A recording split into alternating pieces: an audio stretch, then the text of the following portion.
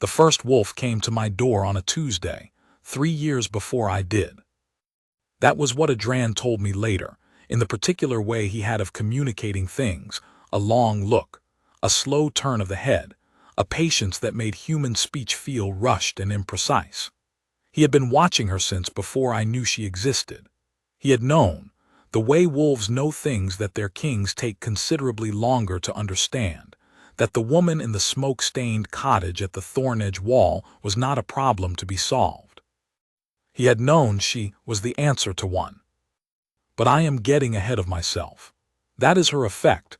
She makes a man want to start at the end, because the end is the part that finally makes sense of everything that came before. Let me start where I started, which was the wrong place, for the wrong reasons, carrying the wrong conclusions. Let me start with the reports. The border reports came to me every fortnight through the Northern Warden's office, compiled by a man named Overseer Krath, who had the soul of an accountant and the imagination of a stone wall. He filed in triplicate, he used precise language, and he was, I had believed for 3 years, doing his job adequately. What the report said, consistently, was this: the Thornedge border strip was stable, patrol losses were within acceptable parameters, and the wolf units stationed along the Aldenmore border wall were maintaining operational readiness at 91% or above. What the reports did not say, what I learned only when I began to pull the raw casualty returns and lay them beside the readiness figures, was that the 91% figure was being sustained not by the warden's medical staff, not by the pack healers assigned to the eastern garrison, and not by any supply line I had authorized. The wolves were being healed by someone else entirely. I found this out because the numbers did not add up. Wound rates in the Thornedge sector were consistent with heavy border patrol, deep lacerations from the Drevik skirmishes, bone fractures from the ridge terrain, the slow infections that came from cold and wet and wounds left too long without proper treatment. By every projection my garrison physicians gave me, a unit that size, patrolling that terrain, in that climate, should have been losing 2 to 4 wolves per season to wound complications alone. They had lost none, not one, not in 3 years. I put this question to Krath, who looked at his own figures for a long time, and then told me that the Thornedge wolves were a particularly hardy unit. I put it to my garrison commander, General Thade, who looked at his deployment records and said that the eastern sector had better recovery times than any other stretch of the border, and that he had attributed it to the terrain, something about the altitude perhaps, or the particular composition of the water from the Greyvass springs. I put it, finally, to a young patrol lieutenant named Sorrel, who had transferred out of the Thornedge sector 6 months prior, and who, when I asked him directly in my study at Greyhollow Keep, looked at the floor for a long moment before he looked at me.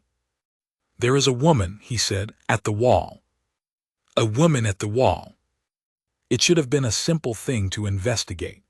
A civilian providing unsanctioned medical care to border wolves. I should have sent a letter to Krath, had her brought before the warden's office, established whether she was operating with informal permission or entirely outside the system's awareness. It should have taken a fortnight. It took me 6 weeks to get to Thornedge myself, because I couldn't put it down. Not the administrative question. The administrative question was straightforward enough, and I was irritated with myself that it wasn't resolving cleanly.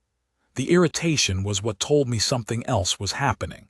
I was a king who had governed the Aldenmore territories for 11 years. I had handled border irregularities before. I had never once felt the need to investigate one personally, on horseback, in the deep of autumn, with my wolf running quiet and alert at the back of my chest for the first time in years. Adran rode in wolf form for the last 3 miles. He refused to run ahead. He stayed at my horse's left shoulder, which was unusual. Adran was not a horse-shoulder wolf. He was a scout, a range runner, a wolf who liked to be 50 yards out and reporting back. He stayed at my shoulder, and he moved with a forward-leaning attention that I recognized, after a while, as something close to anticipation. I did not want to think about what Adran was anticipating. The thorn-edge border strip in autumn was a particular kind of landscape, not beautiful in any conventional sense, but vivid.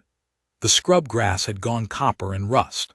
The wall itself was pale gray stone, old enough to have settled into the hillside like something that had grown there rather than been built, and along its eastern face the bramble had come in over decades and been cut back so many times that it grew in dense horizontal bands, thorned and dark-berried and impenetrable. The watchtowers at quarter-mile intervals caught the late afternoon light on their eastern faces. The cottage was at the base of the third tower from the eastern marker. I would not have identified it as a cottage at first glance. It was built into the wall itself, or rather against it, sharing the wall's rear face as one of its own walls, so that it was 3 stone walls and one very ancient one, with a roof of cut timber and turf that had clearly been repaired recently and competently. Smoke came from the chimney in a thin, steady column. The door was open. I dismounted. Adran sat down beside me, which was also unusual. He did not sit down at things. He considered them, then acted. Sitting was not part of his vocabulary. He sat, and he looked at the door, and he waited. I went to the door.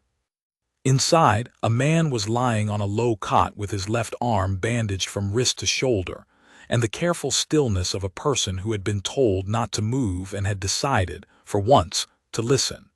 He was one of mine thorn-edge patrol uniform, the eastern sector's gray and green banding, and he was not looking at me. He was looking at the woman kneeling at the hearth, who was doing something methodical and competent with a small clay pot and a handful of dried material that smelled, from the doorway, of something sharp and clean. She had not heard me come in, or she had, and she was finishing what she was doing first.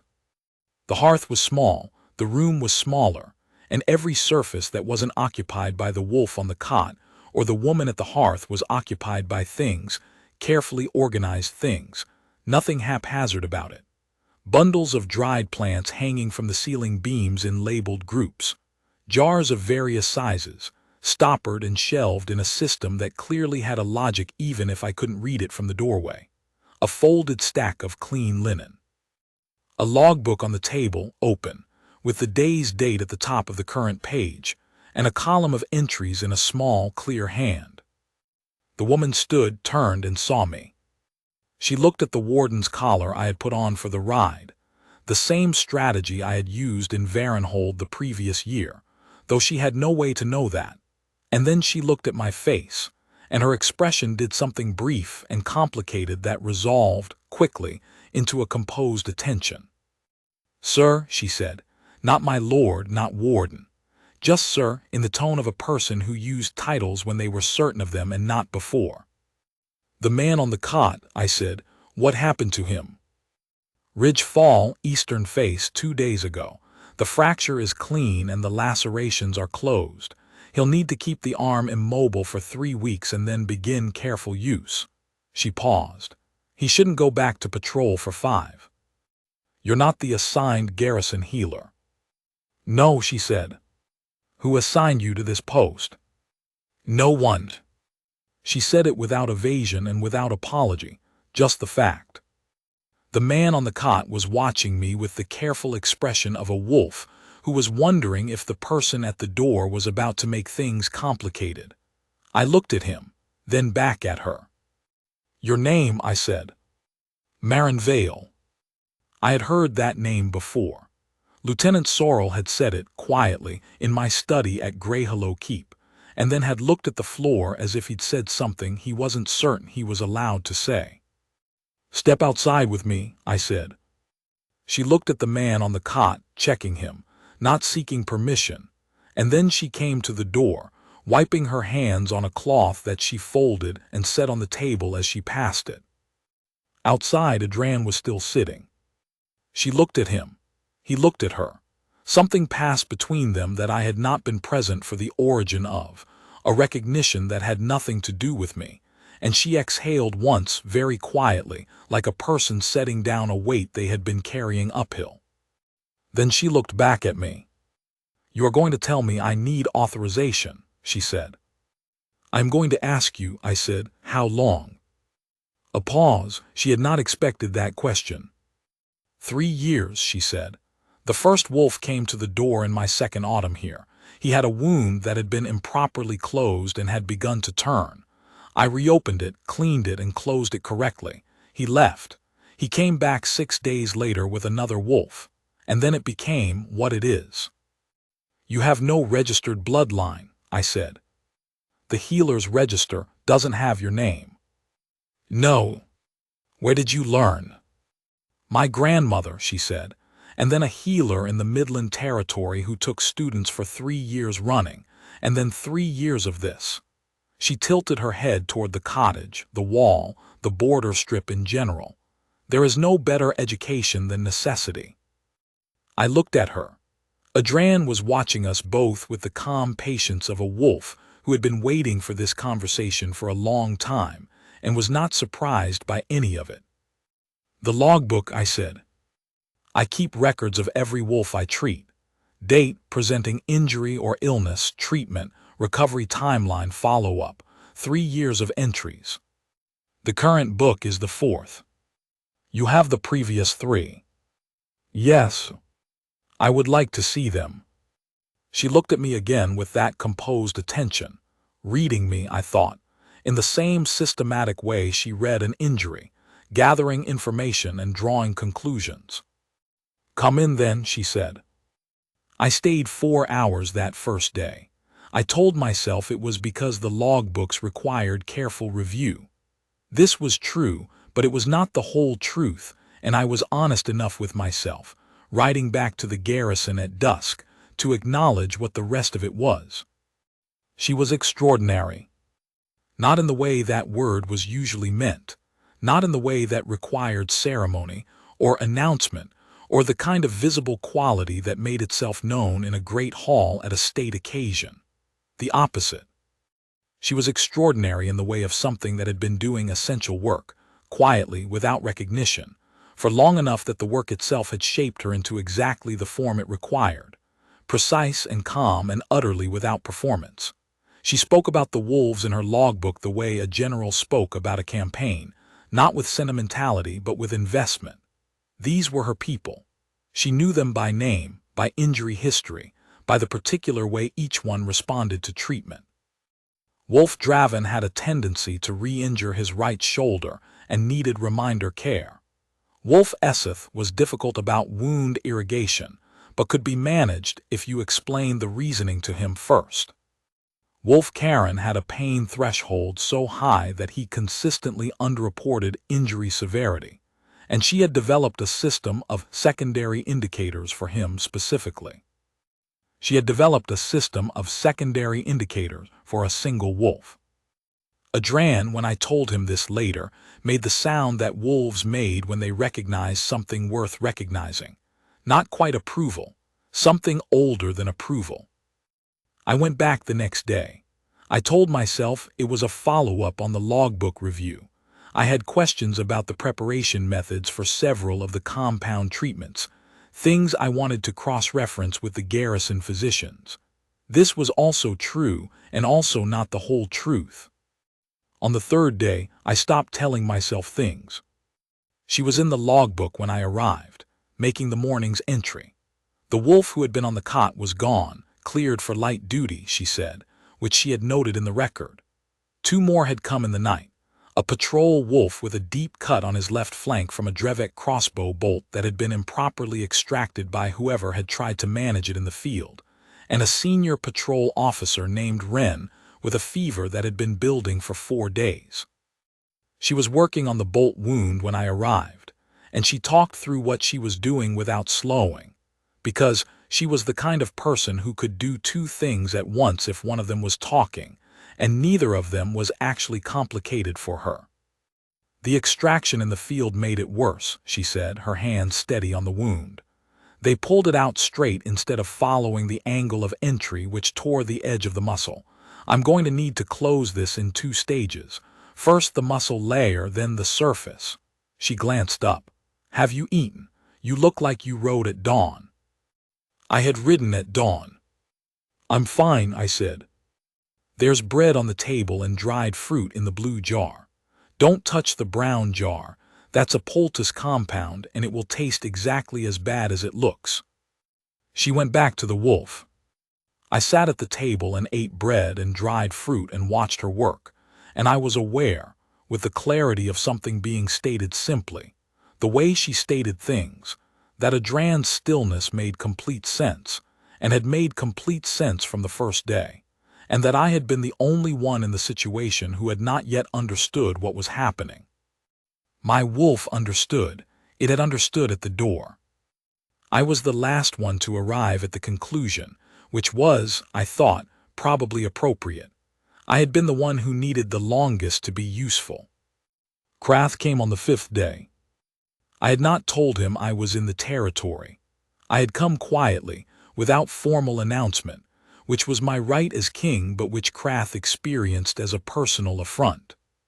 He arrived at the garrison in a state of controlled agitation, and immediately began the process of filing a formal complaint about the unauthorized healer at the Thornedge Wall. He presented his case to General Thade. Thade sent word to me. I rode in from the border strip and sat in the garrison's north chamber and listened to Krath explain, with charts, that Marin Vale had no sanction, no registered bloodline, no formal healer's credential, and had been operating for 3 years in complete administrative violation of garrison code. He wanted her removed. He wanted a formal reprimand entered in the garrison record. He wanted the cottage cleared and the position filled by an authorized healer to be selected through proper channels, which would take, he estimated, approximately 6 months. I let him finish. The wolves she has treated in the past 3 years, I said. How many? Krath looked at his charts. The records are incomplete. They are not incomplete, I said. She keeps a logbook. She has kept one continuously for 3 years. She has 4 of them. I have read all 4. The number is 112. Krath adjusted his position in his chair. Of those 112 wolves, I said, how many died of wound complications? A pause. The mortality rate in the Thornedge sector has been 0, I said, in 3 years. Against a statistical projection of between 6 and 12, based on wound rates and terrain conditions. The garrison physicians gave me those figures themselves. I looked at him. The woman you want me to remove has saved between 6 and 12 wolves' lives that the garrison's authorized medical structure would have lost. Those are my wolves, overseer. That is my border. Krath was quiet. The complaint, I said, is noted. It will be addressed through proper channels. I looked at Thade. Effective immediately, the position of border healer, Thornedge sector, is a formal garrison appointment. Draw up the credentials paperwork and route it through the northern office. The appointment goes to Marin Vale, retroactive to the date of first service. Thade, who had been a general for 20 years and had the expression of a man who had learned to keep his opinions off his face in administrative sessions, allowed himself one very small, very brief look of satisfaction. Yes, sir, he said. Krath gathered his charts and left. I rode back to the border strip. I did not tell her what I had done. I'm not certain why, except that telling her would have required explaining why, and explaining why would have required saying things I was not yet certain I had the right to say. The mark on my wrist had been warm since the first day at the door. Not ignited, not the full confirmation that bond law described, and that I had read about in dry administrative language without ever expecting to experience. Warm. The way a fire is warm through a wall, present, real, making itself known without demanding acknowledgement. I had 11 years of practice at not acknowledging things that demanded it. She knew something was different, I think. She was too precise an observer to miss it entirely. But she did not ask, and I did not explain, and we spent the next 4 days in a working rhythm that I found, with some surprise, entirely natural. I helped where I could be useful, restocking supply runs to the garrison, providing the bureaucratic weight that got things signed without delay, holding a wolf still while she worked in the particular cases where that was what was needed. She told me when I was in the way and where to stand when I wasn't. On the 9th day, a wolf I had not seen before appeared at the door in the early morning, older, a senior pack wolf from the deep Aldenmore territory, one I recognized from Greyhollow Keep's outer ring. He should not have been at the Thornedge wall. He was 3 days' run from his home range. He came in and lay down on the spare cot and looked at Marin with an expression that was, I was fairly certain, significantly more eloquent than anything I had managed in 9 days. She looked at him. She looked at me. She set down the jar she was holding. "Who sent him?" she said. "No one sent him." She looked back at the wolf, who was not injured, not ill, and was now apparently going to sleep. "Adran," she said. It wasn't a question. "Adran," I confirmed. She was quiet for a moment, then, "He's been here before. He came in my second winter. He had a cut on his left shoulder that was minor and would have healed on its own. I told him so. He stayed for 3 days anyway." "Of course he had." "Marin," I said. She looked at me. I had spent 11 years governing a territory the size of a small country, and had negotiated border treaties with 4 rival packs, and had spoken in front of full council sessions without hesitation. I had never once in those 11 years had difficulty saying what needed to be said. I said, "I am not an inspector."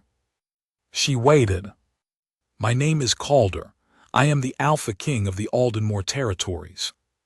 She received this with the same focused attention she brought to everything, reading it, placing it, understanding its implications in sequence. Her eyes moved to the warm place on my wrist, which had in that moment begun to do something more than warm. "The reports," she said slowly, "about the mortality rates in the Thornedge sector. I read them 6 weeks ago and couldn't put them down, and then I couldn't stay away." She looked at me for a long time. "You came to exile me," she said. That was the administrative outcome Krath filed for. "I came to understand what was happening. I understood it at the door." I paused. "Krath's complaint has been resolved. There is a formal appointment in the garrison record, retroactive to your first year of service. The paperwork went through 3 days ago." Something moved through her face. Not surprise, she had perhaps suspected, from the signed supply orders and the way the garrison staff had started treating her differently. Something quieter than surprise. Something that was the involuntary response of a person who had worked hard for a long time without acknowledgement and was not quite sure, yet, what to do with the acknowledgement arriving.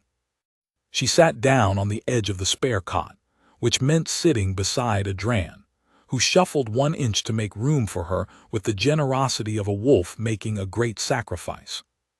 She sat and she breathed, and she was quiet for a moment. 3 years, she said, not to me. 3 years, I said. I kept the logbooks because I knew, eventually, someone would need the documentation. I didn't know how long it would take. She looked up. I didn't know it would be you. Did you know it would be anyone? I knew the wolves needed it. I knew the numbers were wrong. Someone would have to notice eventually. A pause. You noticed. The numbers didn't make sense, I said. And I kept thinking about why they didn't make sense, and who was making them make sense, and I couldn't stop. Adran, between us, put his head on his paws and closed his eyes. He had the air of a wolf who had done everything he set out to do and was now prepared to rest. My wrist at this point was not warm. It was burning. The mark, the bond mark that I had stopped checking for years ago, the one I had told myself was not going to come because some kings simply governed alone, and that was its own kind of life, was lit. I could see it through my sleeve. She was looking at her own wrist. The marks were identical. The same pattern, the same gold light, the same simultaneous illumination, as if they had always been two halves of the same thing waiting to be brought close enough to recognize each other. I reached out and took her hand carefully. She did not pull away. We sat in the cottage at the thorn-edge wall with a dran between us and the border wind coming through the open door, and the logbook stacked on the shelf in 4 neat volumes. 3 years of meticulous care documented in a small clear hand, and the marks burning gold on both our wrists in the cold autumn light. "This is going to complicate things," she said. "Several things," I agreed. "The council. Bond law supersedes petition. Section 11. I had memorized it at some point in the past 9 days without quite intending to. They can file, it won't hold. Krath's objection is already on record and has already been addressed. The gap," she said, "the administrative gap that let me work without sanction for 3 years. Someone has to close it properly so it doesn't happen to the next person who tries this." Of course, the first thing she thought about was the structural problem. "I was hoping you would help me understand how to close it," I said. She looked at me. This woman who had turned up at a border wall with an inheritance of practical knowledge and a determination to use it, who had kept 60 wolves alive through 3 winters with nothing but competence and a logbook, who had documented everything in anticipation of a day when someone would need the documentation, and who was now sitting in her own cottage with the Alpha King's mark burning on her wrist, and whose immediate concern was the administrative gap. "All right," she said, "but I need to finish Karen's wound assessment first. He came in yesterday, and I suspect he's underreporting again." "Of course. And Ren's fever needs checking at midday." "I'll be here." She stood. She looked down at the mark on her wrist for one more moment, the gold settling now from its first intensity into something steadier, something that was going to be there in the morning and the morning after that. And then she went to the hearth and picked up the clay pot she had set down. Adran opened one eye, looked at me, and closed it again. The council filed, as expected, 4 weeks later. The petition was 6 pages of formal objection and cited 7 precedents, all of which were either inapplicable or predated the bond law revisions of 2 generations past. My chief legal warden addressed it in a single letter, 12 lines, citing Section 11, Paragraph 4. The council withdrew the petition in 9 days, which was fast even by their standards. I suspected they had looked at the garrison record, with its 60 wolves and its 3 years of documentation, and had concluded that the mathematics of the argument were not in their favor. The formal ceremony, such as it was, took place in the north corridor of Greyhollow Keep on a Tuesday morning in early winter. I had offered a great hall occasion, and Marin had looked at me with the expression she reserved for administrative decisions that were more complicated than they needed to be. "The north corridor will do," she said. "Adran should be there, he's earned it." Adran was there. He sat in the courtyard where the corridor opened to the outside, visible through the far doorway, and watched the proceedings with the patience of a wolf who had been right about something for a very long time and was not required to make a point of it. She stood beside me in her working coat.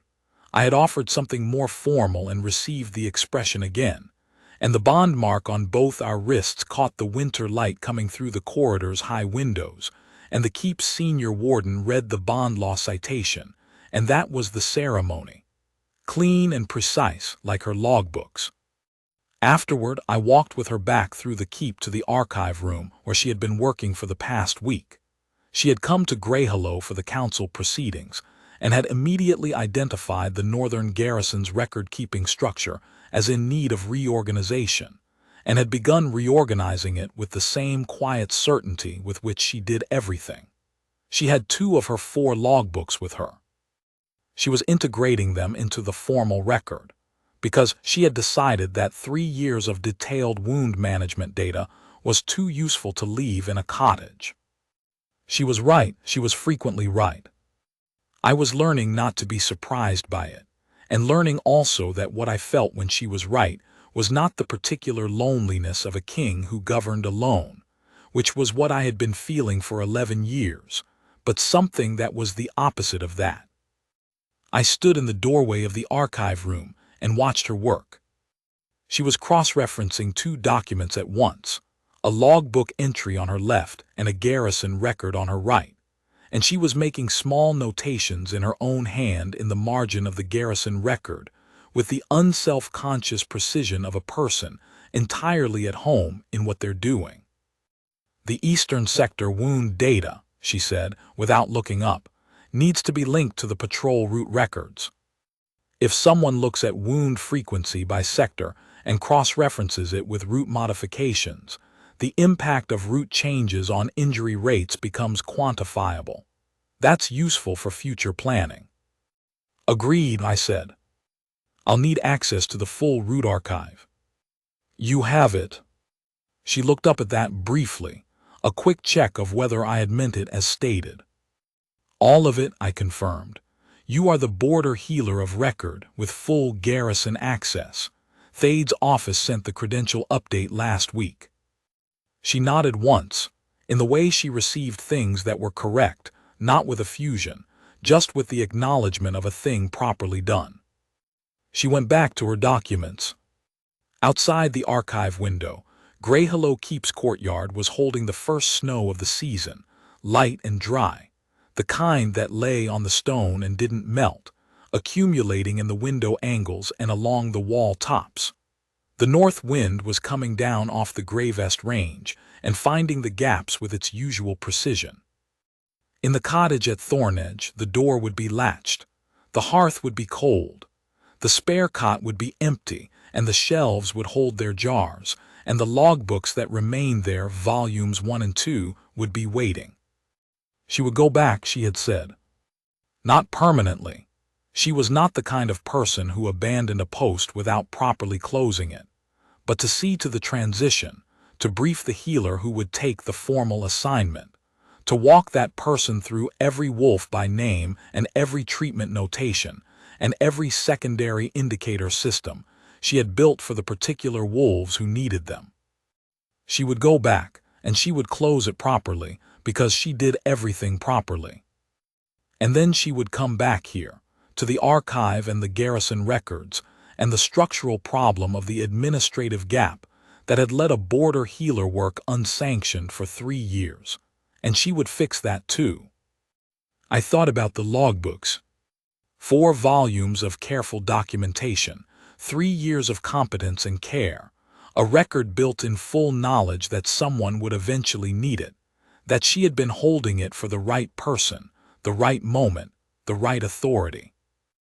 I thought about Adran sitting in the frost courtyard of Grey Hello Keep, watching the ceremony through the far doorway, with the patience of a wolf who had done the important work 3 years ago and had simply been waiting for the rest of us to catch up. I thought about her at the window of the archive room, already on the next problem, the marks warm on both our wrists and the snow coming down on the old keep stones, and the north wind doing what the north wind did. She had kept 60 wolves alive. She had held the border together with a logbook and inherited knowledge, and a refusal to wait for someone to tell her she was allowed to. She had documented everything and waited for someone with authority to arrive, and when I had arrived she had asked me within the first hour whether I was going to be useful, not with those words, but with that precise, assessing gray-eyed look that was the question in its clearest form. I was trying to be worthy of the answer she had decided on. She reached the bottom of the page she was working on, turned it, and began the next one. I pushed off from the doorframe and went in to help.